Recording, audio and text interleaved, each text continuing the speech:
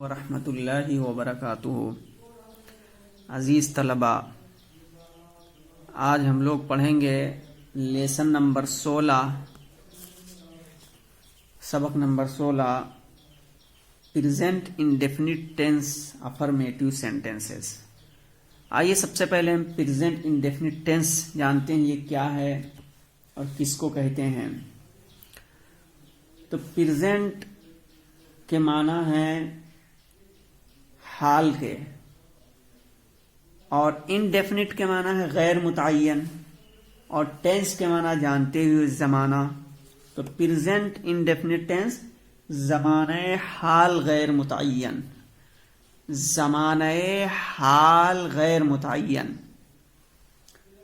के affirmative sentences यानी मुस्बत जुमले। अजीज तलबा, इससे पहले आपको ये बात बताई गई थी कि जमाना तीन प्रकार के हैं। यानी एक है हाल, यानी इस वक्त जो चल रहा है, जिसे प्रेजेंट कहते हैं। दूसरा है माजी, पास्ट, जो गुजर गया है। और हाल मुस्तकबिल, मुस्तकबिल यानी आने वाला, जिसे फ्यूचर कहते हैं। तो माजी, हाल, मुस्तकबिल, पास्ट, प्रेजेंट, फ्यूचर, तीन जमाने हैं, जिनमें से ये आज हम लोग पढ़ रहे हैं प्रेजेंट इंडेफिनिट। ये तीन जमाने हुए, माजी, हाल, मुस्तकबिल, प्रेजेंट, पास्ट, फ्यूचर। फिर इन सब की जो शक्लें बनती हैं, हर एक की चार रहती हैं। एक हो जाता है इंडेफिनिट, एक हो जाता है कंटिन्यूअस, एक हो जाता है परफेक्ट, एक हो जाता है परफेक्ट कंटिन्यूअस।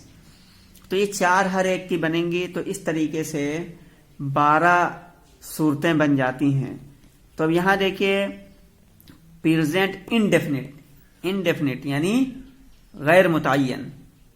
इसी तरीके से present continuous, present perfect, present perfect continuous. इसी तरीके से past indefinite, past continuous, past perfect, past perfect continuous. इसी तरह future, future indefinite, future continuous, future perfect, future perfect continuous tense. तो ये इसकी सूरत है। बहरहाल देखिए यहाँ प्रेजेंट इंडेफिनिट टेंस ज़माने हाल गैर मुतय्यन के अफर्मेटिव सेंटेंसेस यानी मुस्बत जुमले।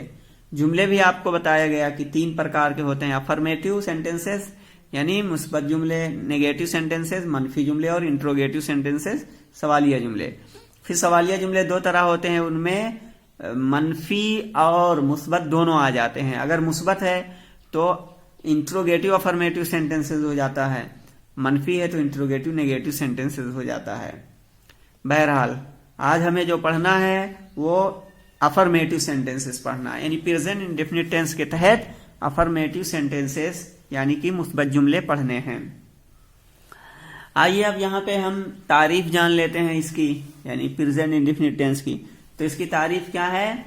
यानी इन जुमलों से ज़माने हाल में किसी काम के करने या होने की बात जाहिर होती है। इन जुमलों से यानी इस जमाने के जुमलों से, प्रेजेंट इंडेफिनिट टेंस के जमाने के जुमलों से क्या है? ज़माने हाल में किसी काम के करने या होने की बात जाहिर होती है। पहचान क्या होती है?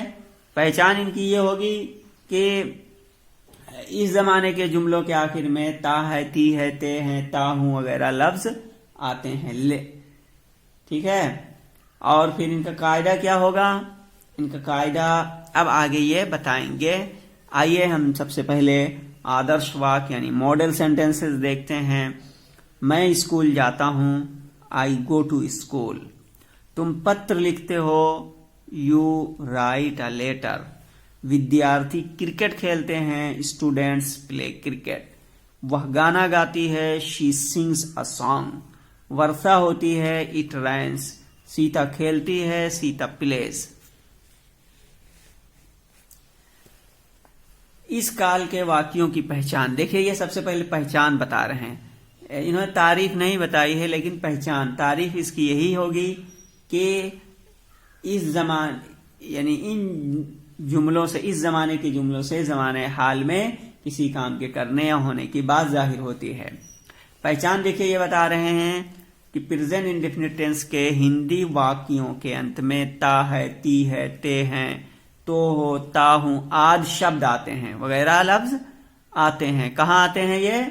हिंदी वाक्य के अंत में, प्रेजेंट इंडेफिनिट टेंस के हिंदी वाक्य के अंत में ता है, ती है, ते हैं, ते हो, ता हूं वगैरह अल्फाज आते हैं। यही पहचान है। जैसे आप यहां देखिए, मैं स्कूल जाता हूं, देखिए यहां ता हूं है, इससे पता ही चला कि प्रेजेंट इंडेफिनिट है। तुम पत्र लिखते हो, यहां देखो ते हो, ठीक है। विद्यार्थी क्रिकेट खेलते हैं, ते हैं। गीता वह गाना गाती है, ती है, ठीक है। वर्षा होती है, ती है। सीता खेलती है, ती है। देखिए सब में ती है, जैसा कि इन्होंने बताया, ता है, ती है, ते हैं, ते हो, ता हूं वगैरह अल्फाज आते हैं। ये इसकी पहचान है। तो जिस जुमले के आखिर में ये पहचान मिले, यानी ता मिले या ती मिले, ते मिले, हूं, ता है, ती है, ते हैं, तो हूं, तो समझ जाइए कि वो प्रेजेंट इंडेफिनिट टेंस है। अब इसके बाद में अनुवाद के नियम, यानी जो तर्जुमा आप करेंगे हिंदी से इंग्लिश जब बनाना शुरू करेंगे, तो उस वक्त आपको किन किन बातों का ध्यान रखना है और किन किन कवायद को फॉलो करना है।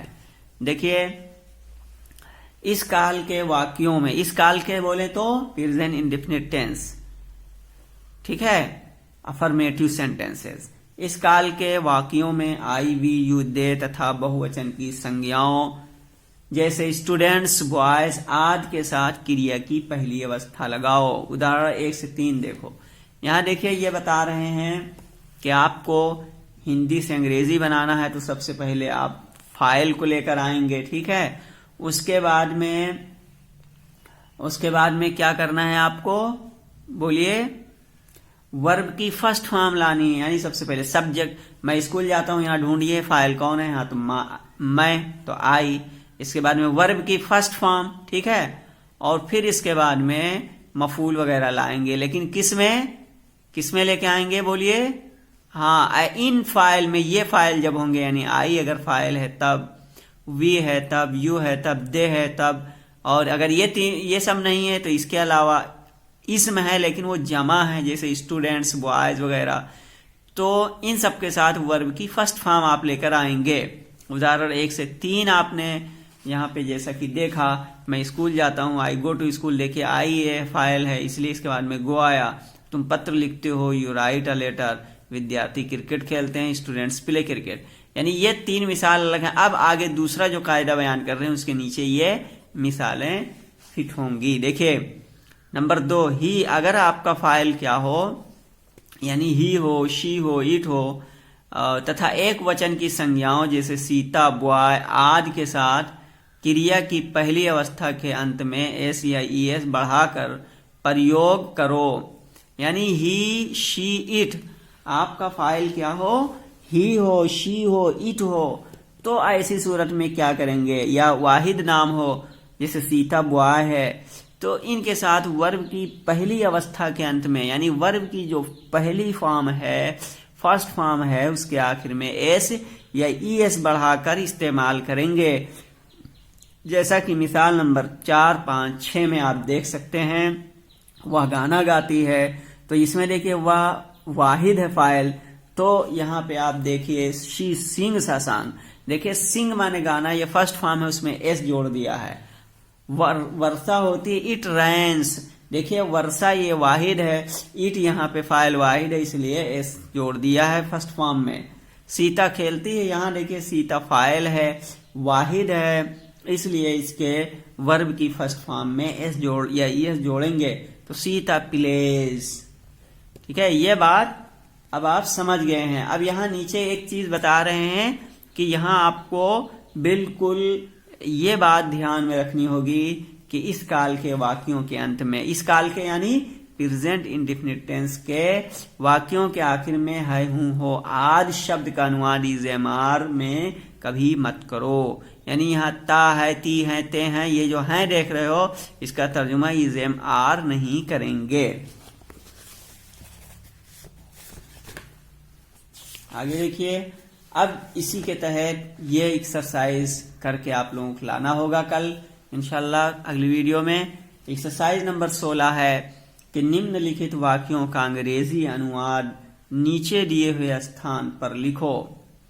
मैं पुस्तक पढ़ता हूँ, हम बाजार जाते हैं, लड़के फुटबॉल खेलते हैं, वे इस मकान में रहते हैं, तुम मेरी सहायता करते हो, राम खाना खाता है, गाय दूध देती है, मोहन टहलने जाता है, रोज वर्षा होती है, कुत्ते भौंकते हैं।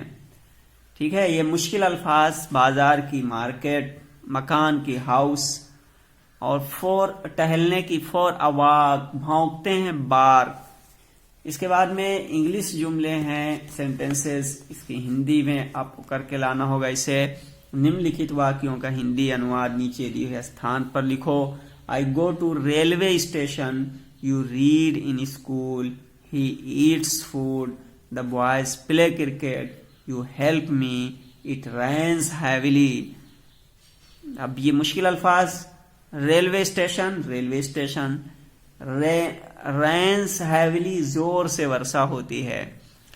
अजीज तलबा, ये आपका प्रेजेंट इंडेफिनिट टेंस के अफर्मेटिव सेंटेंसेस थे जिसके कवायद आपके सामने आए, और ये एक्सरसाइज आपको होमवर्क के तौर पर दी गई है।